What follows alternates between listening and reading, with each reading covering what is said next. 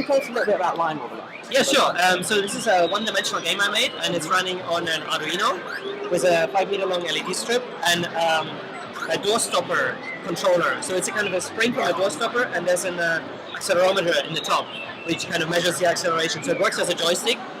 And in the game, you have this little green guy, and you need to defeat different obstacles, so lava, enemies, and so on.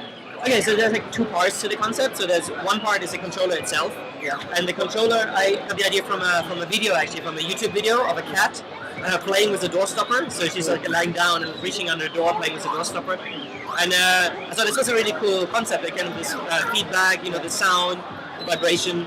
And so I tried to figure out a way to make this a controller. And so with the accelerometer, I found a way. And then during the game jam, a friend of mine was working with an LED strip. And so we said, let's make a game together. And so then Line Wobbler was born that way. I mean, so it has got a very unique charm in that it's kind of fairly long.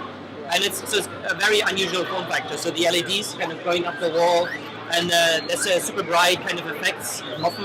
And that's kind of unusual. So normally it's all on the monitor, fairly kind of confined, and this game breaks out of it a bit. So it's kind of a mixture of the kind of retro sound, the lights, and also the controller is super unusual. The hardware itself is a bit expensive, so it's about £200 for the hardware alone, and then I need to assemble it, right? So it's my time and it's expensive. So it's probably not a consumer product as such. I'm thinking of maybe having it for bars or festivals. Like traditional Pong and all that, it kind of harkens back to that. Yeah. So it's kind of like an arcade machine in a way. And I've also been talking to some arcade machine producers, and they've shown some interest.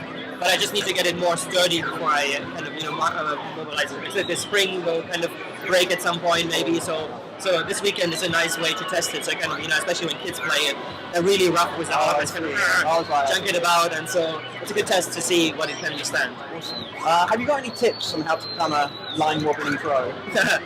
Well, so the game itself is, once you get it, it's fairly simple. It's just a timing thing, right? And the controls are so unusual that it takes some getting used to, because normally people don't let go of controllers, they always hold on to it.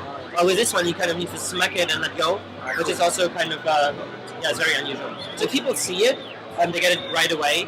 But if it's just standing there, people are just a bit weirded out by the concept. It's like kind of what is going on, it's just a strip. So it's kind of interesting to teach the player how to play it. Thanks so much. It's been nice to meet you. Yeah, no worries. Thanks. And I hope you have a great day at Orange Gaming Festival. Yeah, you too. Cool. Thanks.